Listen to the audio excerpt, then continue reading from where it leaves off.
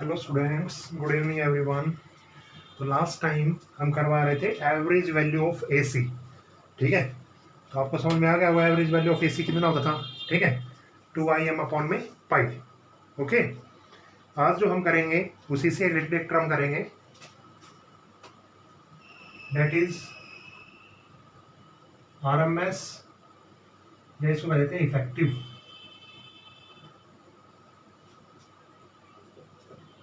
और इसको कहते हैं वर्चुअल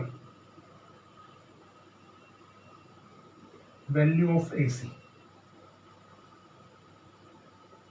ठीक है, आरएमएस वैल्यू ऑफ एसी। ठीक है, काम हमें वही करना है, स्टेप वही लेते हैं पहले, स्टेटमेंट। अगर आप डेफिनेशन लिखेंगे तो क्या लिखेंगे, देखो इसका मतलब होता है हीट। मतलब किसी भी कंडक्टर या किसी भी एसी में जब करंट फ्लो करता है, ठीक है, अल्टरनेटिंग करंट का, तो उसके अंदर हीट तो ऑलमोस्ट जनरेटेड होती ही है। भाई हीट तो हर जगह रहेगी, क्यों? क्योंकि रेजिस्टेंस का इफेक्ट जरूर आता है। ठीक है, तो मान लेते हैं कंडक्टर है,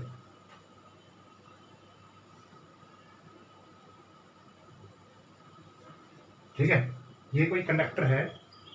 अगर इस कंडक्टर के अंदर मैं करंट फ्लो करवाऊं और इसका एक छोटा सा क्रॉस सेक्शन मांगू, मैं वही दोबारा काम कर रहे हैं, दोबारा सेम टू सेम। ठीक है, तो जितना करंट यहाँ जाएगा उतना ही करंट वापस आएगा, कोई दिक्कत नहीं है, ये हमने पढ़ चुके हैं। ठीक है, अब ये देखते हैं, जितनी हीट यहाँ से ट्रांसफर करेगी उतनी ही हीट वापस ट्रांसफर करेगी। तो क्या हीट जीरो हो जाएगी? मतलब जितनी हीट यहाँ ट्रांसफर हुई तो वापस आते वक्त वो कूल हो जाएगी क्या? कूल नहीं होगी ना। समझ रहे हो इस चीज को ना? उसमें तो क्या था, करंट जितना गया उतना वापस आ गया। इसमें क्या है, जितनी हीट जाएगी ना उतनी ही हीट वापस भी आएगी। ठीक है, तो एवरेज हीट जो लिखेंगे यहाँ पे, मेन काम आपको जो करना है, मतलब 0 से T/2 तक अगर हम देखना चाहें तो जो हमें हीट मिलेगी वो कितनी मिलेगी? पूरी मिल जाएगी? नहीं मिलेगी। क्यों? क्योंकि ये हीट और वापस आने वाली हीट, दोनों हीट क्या हो जाएंगी? ऐड हो जाएंगी। दोनों आने जाने वाली हीट क्या होंगी? ऐड हो जाएंगी। क्यों? क्योंकि हीट जितनी जाएगी उतनी ही वापस आएगी। तो इसका मतलब ये नहीं कि सिस्टम कूल हो जाएगा। ठीक है, ये हीट जाएगी, ये हीट जाएगी, तो डबल हीट हो जाएगी इसके अंदर। तो हम क्या करना चाहेंगे इसमें हम सिंपल T/2 तक ना देख के कहां तक देखेंगे? पूरा T तक देखेंगे। उसमें कहां तक देख रहे थे हम? T तक, T/2 तक। क्यों? क्योंकि उसमें करंट आधी साइकिल तक हम निकालना चाह रहे थे, तो नेगेटिव साइकिल का हमें पता चल जाएगा भाई इतना होगा। लेकिन इसमें हीट टोटल निकालनी पड़ेगी। ठीक है ना? समझ गए ये चीज? तो इसी स्टेटमेंट यही कहती है कि यहाँ पे आपको पूरी हीट निकालनी पड़ेगी। ठीक है, अब एक्सप्रेशन की तरफ बढ़ते हैं। देखो, बस आपको ये ध्यान रखना है, इसमें इंटीग्रेशन करेंगे तो हम 0 से T/2 तक नहीं करेंगे। कहां तक करेंगे? T तक। क्यों करेंगे? क्योंकि हीट दोनों तरफ आएगी भाई। ठीक है, उसमें तो हम अंदाजा लगा लेते हैं कि यहाँ पे पॉजिटिव साइकिल है तो यहाँ पे नेगेटिव साइकिल है, लेकिन यहाँ पे हीट ऊपर भी है नीचे भी है, दोनों हीट रहेंगी। तो हम टोटल हीट निकालना चाहते हैं, एवरेज हीट। स्टेप वही, सबसे पहले अल्टरनेटिंग करंट की आप इक्वेशन लिखिए, Im साइन ओमेगा टी होती है। ठीक है, ठीक है, तो हम मान लेते हैं स्मॉल हीट। पिछले में क्या था? स्मॉल चार्ज था। अब की बार हम क्या लेंगे? Small heat. क्या होगी वो? देखो, स्मॉल हीट का फॉर्मूला आपने पढ़ा है कभी? क्या आपने ये फॉर्मूला पढ़ा है?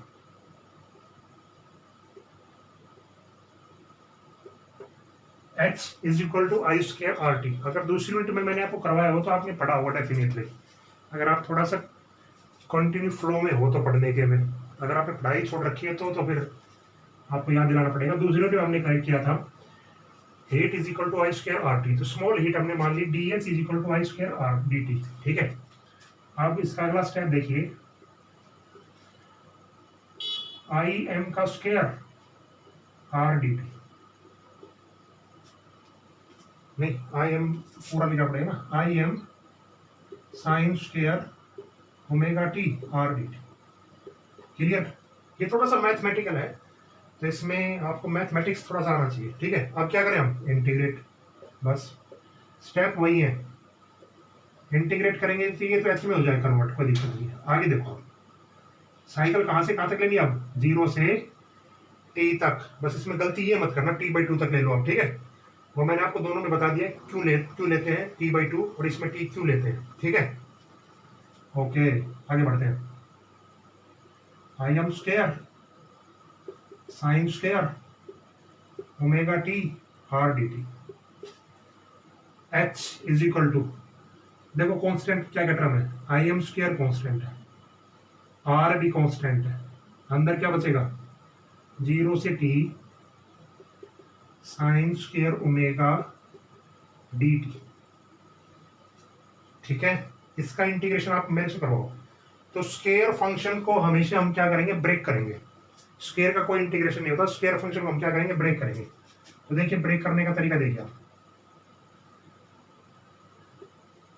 अगर मैं यहां से cos 2 थीटा का फॉर्मूला आपको याद दिलाऊं एक बार, थोड़ा सा इंटीग्रेशन थोड़ा सा ट्रिग्नोमेट्रिकल है, बस थोड़ा सा आपको याद रखना पड़ेगा, अदरवाइज मैं इसका छोटा रूप भी बता दूंगा आपको। अगर मैंने आपको, देखो मैथमेटिक्स वाले तो जानते होंगे, लेकिन फिर भी मैं फिजिक्स में भी आपको बताता हूँ, ये हमने 11th क्लास में पढ़ा था, स्टार्टिंग में इंटीग्रेशन में बहुत बार किया था ये। cos 2 थीटा का फॉर्मूला था 1 - 2 साइन स्क्वायर थीटा। अगर मैं यहां से साइन स्क्वायर थीटा की वैल्यू निकालू तो कितनी होगी, देखो ये उस साइड चला जाएगा, ये इस साइड आ गया cos 2 थीटा, और ये 2 इसके साथ मल्टीप्लाई में आता है ना, तो 2 यहाँ डिवाइड कर देगा। क्लियर, ये वैल्यू यहाँ पे रखो आप, देखो किस तरह रखेंगे।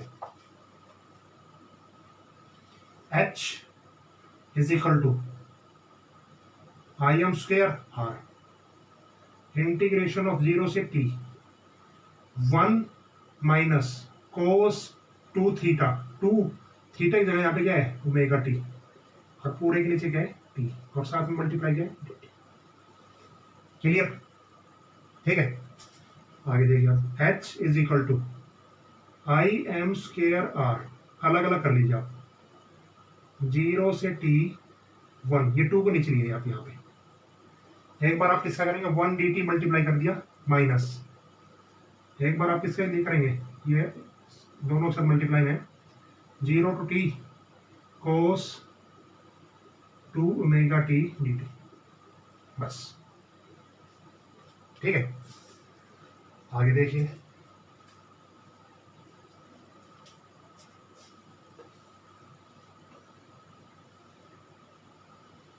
बिल्कुल आसान काम चल रहा है, सिर्फ मैथमेटिकल आपको आना चाहिए और कुछ नहीं है बस। देखो आगे देखो, अगर मैं यहाँ लिखूं h I M square R upon में t, dt का इंटीग्रेशन क्या होता है t, और t की जगह लिमिट रखेंगे तो t आएगा, t कितना हो गया ये काम, इसका तो आगे dt का क्या होगा t, ऊपर लिमिट रखेंगे t - 0 t, ठीक है। आगे देखिए आप, माइनस ये अंदर मल्टीप्लाई में है I square M R upon में 2, इसका देखिए आप क्या होगा cos 2 omega T, cos 2 omega T का होता है साइन 2 ओमेगा अपॉन में लिमिट है 0 से t, ठीक है। ओके, अगला step, I M square R T minus I M square R upon में 2, लिमिट रखो आप, देखो ये ओमेगा बार लिया है मैं, अच्छा 2 ओमेगा बार आएगा भाई, 2 ओमेगा टी है ना, तो ये 4 ओमेगा हो जाएगा, 4 ओमेगा। देखो साइन 2x, तो साइन 2x का क्या होता है साइन 2x अपॉन मतलब cos 2x अपॉन में 2, तो यहाँ पे 2 ओमेगा है तो 2 ओमेगा नीचे आ जाएगा, ठीक है। अदरवाइज मैं इसका छोटा रूप आपको बता दूंगा अब किस तरह करना है, बायो वालों के लिए केवल, साइंस वाले इसका यूज मत करना है, मेडिकल नॉन मेडिकल वाले इसका यूज मत करना। देखो आगे देखो, आपको तो पूरा ही सॉल्व करना आना चाहिए, देखो इसीलिए मैं पूरा सॉल्व कर रहा हूँ, अदरवाइज ये वैल्यू पूरी 0 होनी है, ठीक है। मतलब कहीं भी आपका इसका एवरेज मिले ना, एवरेज मतलब ये कार्ड निकाल लो तो इसकी वैल्यू आप 0 भी रख सकते हैं, कोई दिक्कत नहीं है। पेपर में आप इसकी वैल्यू क्या रख सकते हैं 0 भी रख सकते हैं, ठीक है। वहां पे आपके नंबर नहीं कटेंगे, आप सोचो कभी, ठीक है। तो आगे देखिए आप, sine 2 omega T minus sine 0, मतलब एक बार टी की जगह टी रखा टी 0। ठीक है, आगे बढ़ते हैं। H I am square R T upon में 2 माइनस आई स्क्र एम आर अपॉन में 4 ओमेगा साइन ओमेगा की वैल्यू कितनी होती है 2 पाई अपॉन में टी और टी, और साथ में एक मल्टीप्लाई में 2 और है माइनस साइन 0 0, टी से टी कैंसिल, साइन 4 पाई, साइन 0 0 साइन 180 0। तो साइन के मल्टीपल में चाहिए 2 आओ 4 आओ 5 6 आओ कितने भी आओ, सभी की वैल्यू कितनी होती है 0। इसका मतलब 0 माइनस 0 0, और 0 से मल्टीप्लाई करेंगे तो 0। तो अपने पास h कितना आ गया आई M square R T upon में, यहां तक आ गया पहला स्टेप, इक्वेशन 1। बताइए, थोड़ा सा भी अगर आप डाउट लगे ना इंटीग्रेशन में, ये थोड़ा सा मैथमेटिक्स है और आसान मैथमेटिक्स है, मुश्किल नहीं है। आपको बस इंटीग्रेशन इतना तो आना ही चाहिए। ठीक है, फिर भी आपको कहीं डाउट लगे, मतलब इसको बोरियत के रूप में ना करें आप। ठीक है, कहीं डाउट लगे तो आप मेरे से पूछे, क्योंकि बोर्ड के लिए इंपॉर्टेंट टॉपिक है दोनों। ओके, और इस चैप्टर में हम इंटीग्रेशन अभी 1-2 बार और करेंगे। ठीक है, क्योंकि इंटीग्रेशन काम है इस चैप्टर में। अब आगे देखो,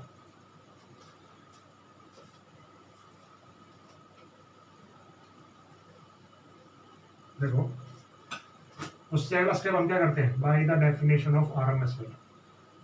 जैसे उसमें ऐसी वैल्यू दी थी ना, by the definition of RMS value. देखिए किस तरह हम लिखेंगे इसको आरएमएस वैल्यू। आरएमएस वैल्यू क्या होती थी, H is equal to I square RMS, ये छोटा आर लिख दो, आर डी। ठीक है, ये इसकी वैल्यू होती है। अब आगे देखो, इसमें इस इक्वेशन और इस इक्वेशन को इक्वेट कीजिए। ठीक है, ये तो हमने हीट एसी की निकाली है, और आरएमएस हीट डेफिनेशन से ये होता है। अब आगे देखो, अगर मैं लिखूं आई स्क्वायर आरएमएस, और ये डी टी नहीं टी आएगा, क्योंकि डी एस नहीं टी है ना, तो यहाँ से अगर मैं देखूँ कैपिटल टी आएगा। ठीक है, तो I M square R T upon में 2, आर टी से आर टी कैंसिल। ठीक है, तो एक्चुअल में आई आर एम एस की वैल्यू कितनी आ जाएगी, देखो I R M S is equal to I upon में √2, बस। ठीक है, आई एम आएगा नहीं, आई एम, बस। दिस इज द आंसर, बस हो गया, इतना ही है। ठीक है, कोई बात नहीं, इंटीग्रेशन अगर किसी को नहीं आता है तो थोड़ा सा आप सीख लें या बुक की हेल्प ले लें, कोई दिक्कत नहीं है। ठीक है, इतना काम समझ में आ गया आपको, हो गया ये काम अपना, बस इतना ही है। अगर आपसे आप पूछ लें कि हाँ आई एम की वैल्यू कितनी होगी, तो आई एम की वैल्यू होगी आई आर एम एस √2। ठीक है, पीक वैल्यू ये होगी, ये इफेक्टिव वैल्यू होगी। पीक वैल्यू और इफेक्टिव वैल्यू का मतलब क्या होता है, देखो आप दुकान से कोई सामान लेके आएंगे ना, तो उस पर हमेशा आरएमएस वैल्यू रहेगी आपके पास, इफेक्टिव वैल्यू रहेगी। ठीक है, क्लियर। अब इसका एक न्यूमेरिकल करते हैं, इसका करते हैं। देखिए इसी तरह वोल्टेज का आप लिख रहे हैं ना, V R M S is equal to V M upon √2। ठीक है, एक एक्सप्रेशन आपको करना है, दोनों नहीं करने, आना आपके चाहिए दोनों ही। ठीक है, अगर आपको दोनों आगे धीरे धीरे करके दोनों वैल्यू एवरेज और आर एम एस, तो अच्छा काम रहेगा आपके लिए, आसान काम है, मुश्किल नहीं है। देखो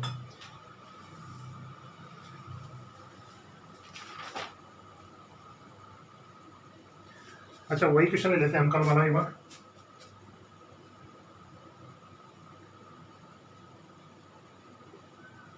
ये 5 ओम और ये वोल्टेज थी 12 साइन 250 पाई टी, यही था ना, बस। क्वेश्चन उसी बेसिस पर है, काम करना है वही करना है। आपको निकालना है एवरेज वैल्यू ऑफ, नहीं एवरेज नहीं निकालना है, यहाँ पे निकालना है आरएमएस वैल्यू। ठीक है, यहाँ पर क्या निकालनी है आपको, आरएमएस वैल्यू। कब निकालनी है, 0 to t/2 और दूसरा और ए लार्ज पीरियड।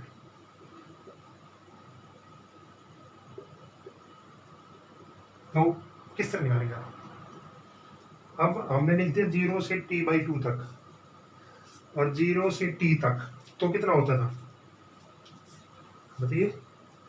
तो क्या उसका आधा कर दे आप? क्वेश्चन समझ रहे हो आप मेरा? देखो क्वेश्चन क्या था उस केस में, तो हमने 0 से t/2 तक निकाला है ना। अब यहाँ पे हमने कितना निकाला? 0 से t तक निकाला है। तो 0 से t तक तो अपना क्या हो जाएगा बताइए? अगर मैं दूसरा पार्ट देखूं तो दूसरा part VRMS is equal to VM/√2। अभी निकाला फॉर्मूला, VM कितना है 12/√2। ठीक है, या इसको मैं लिखता हूँ 6√2। 0 से t/2 कैसे निकाले? 0 से t/2 भाई आप ये ध्यान रखें, हीट जितनी प्रोड्यूस होगी ना वो पूरी साइकिल के अंदर t/2 तक भी, t तक भी वो सारी सेम रहेगी। इसमें क्वेश्चन समझाने का लॉजिक यही था मेरा। ठीक है, वो भी इतनी रहेगी VM/√2। ठीक है, 6√2 वोल्ट। समझ गए दोनों बात? अगर आपसे पूछ जाती है हाफ साइकिल तक हीट कितनी जनरेट होगी, तो हाफ साइकिल तक भी हीट उतनी ही जनरेट होगी जितनी फुल साइकिल में हीट जनरेट होगी। क्लियर ये चीज? अब एक क्वेश्चन हम सीबीएसई का लेते हैं। एक आसान सा क्वेश्चन है सीबीएसई का। वो क्या था देखो, क्योंकि इसके बेसिस पे एनसीईआरटी क्वेश्चन तो है नहीं, लेकिन ये यूज होंगे मतलब अगले जो टॉपिक आएंगे ना उसमें। देखो एक क्वेश्चन ये है,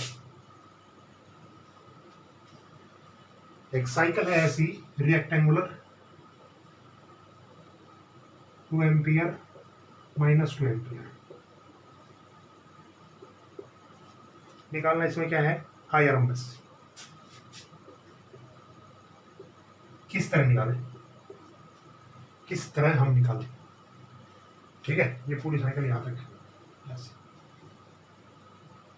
हाँ ऐसे ही। ठीक है, बताइए किस तरह का हम निकालें? देखो अच्छा, पहली बात तो आप मुझे बताइए ये AC है या नहीं? आपको अगर समझ में आया अभी तक, ये AC है या नहीं?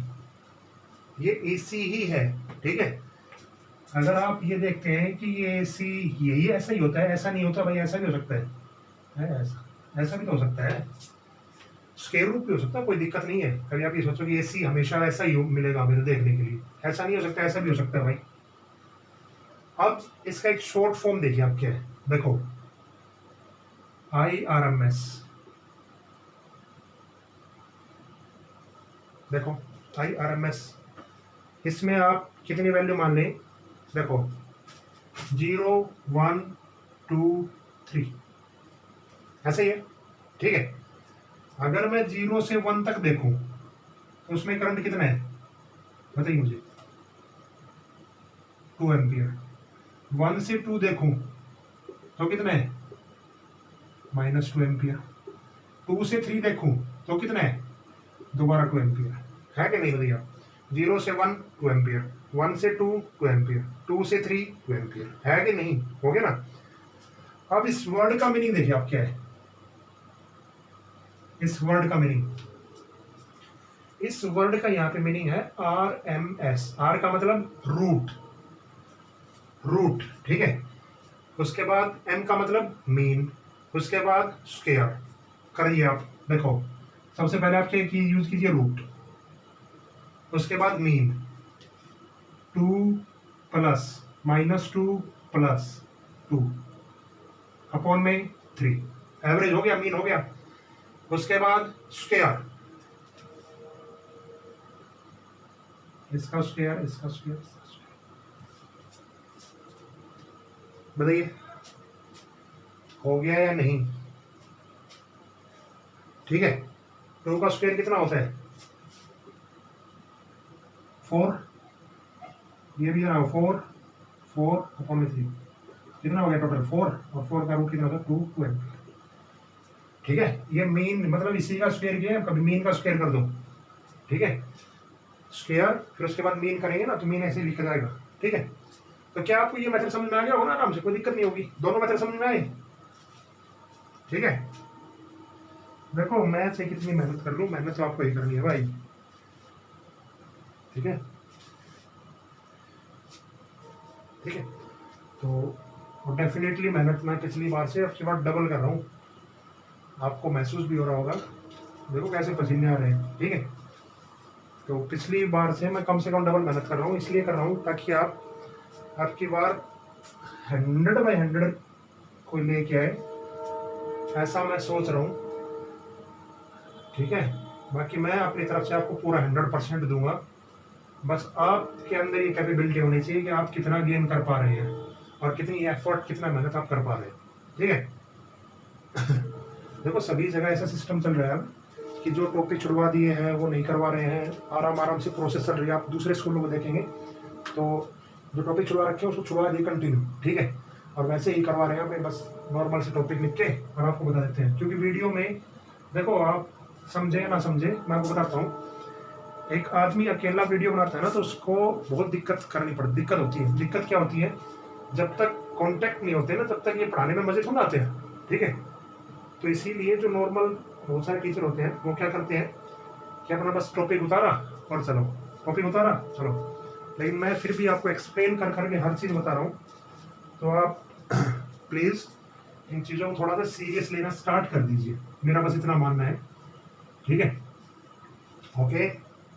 तो एक छोटा सा टॉपिक और करते हैं अभी हम। देखो एक्चुअली में अब की बार वो सिलेबस हटा दिया गया है, लेकिन अपना काम उसके बिना चलेगा नहीं। ठीक है, अपना काम उसके बिना चलेगा नहीं। क्यों? क्योंकि कंपटीशन से तो नहीं हटाया ना।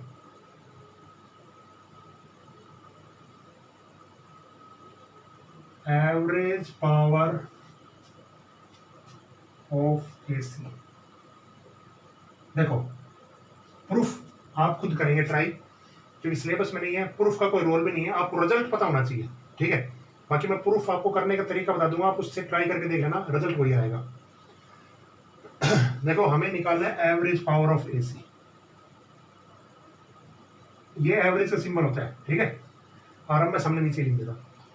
एक्चुअल में पावर कितनी होती है मुझे आप ये बताइए। पढ़ी है ना आपने? ये पढ़ी है या नहीं आपने? Voltage into current second unit में। ठीक है, लेकिन एसी के अंदर जो हम देखते हैं ना तो पावर कुछ इतनी आती है, VRMS IRMS cos फाई। ठीक है, एसी के अंदर जो हम एवरेज पावर देखते हैं ना वो इतनी आती है। ठीक है, अब इसका तरीका क्या है करने का, तो वो आप यहां से सोल्व कर सकते हो, करना चाहो तो, अदरवाइज छोड़ देना, कोई दिक्कत नहीं है। आप ये रिजल्ट याद कर सकते हो ना, तो इसका प्रूफ छोड़ देना। लेकिन फिर भी आप अगर करना चाहो तो देखो बताता हूं आपको। V की इक्वेशन होती है VM sin ओमेगा टी, और I की इक्वेशन होती है IM sin ओमेगा टी। इसमें एक फेज डिफरेंस होता है फाई। इनका प्रोडक्ट कीजिए। ठीक है, उसके बाद इसका इंटीग्रेशन आपको करना पड़ेगा और फिर रिजल्ट आपके पास ये मिलेगा। करके देख लेना, अगर नहीं आए तो फिर मेरे से आप पूछ सकते हैं, कोई दिक्कत नहीं है पर्सनल में। ठीक है, ठीक है, मैं उसका सॉल्यूशन आपके पास भेज दूंगा। ठीक है, तो मेरा जो काम है वो बताता हूँ आपको पहले क्या कर रहे हैं। हम क्या कर रहे हैं कि हमने पावर देखी VI, लेकिन एवरेज पावर ऑफ एसी कितनी होगी? हमेशा ये होगी। ठीक है, तो ये जो पावर होती है इस पावर को हम कहते हैं अपैरेंट पावर।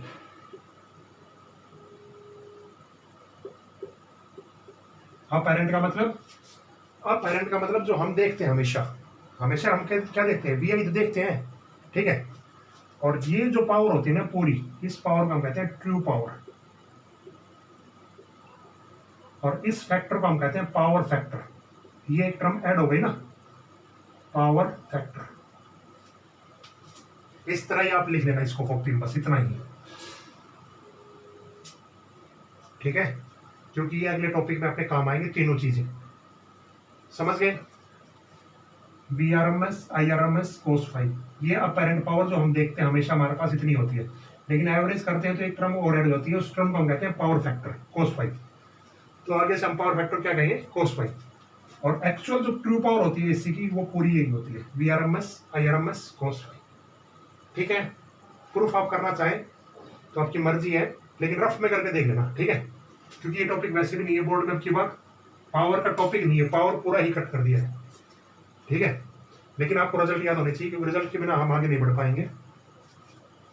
ठीक है, क्योंकि अपना काम रहेगा NCERT वगैरह सारी क्वेश्चन करेंगे। ठीक है, तो प्रूफ आप रहने देना, क्योंकि प्रूफ आना ही नहीं है, रिजल्ट आप याद कर लेना बस। ओके स्टूडेंट्स, ठीक है। तो कल हम स्टार्ट करेंगे LCR, 3 चीज़ें करेंगे। इंडक्टर, कैपेसिटर और रेजिस्टेंस AC से कनेक्ट किए जाएं तो उन पे क्या फ़र्क पड़ता है। Okay students, good night.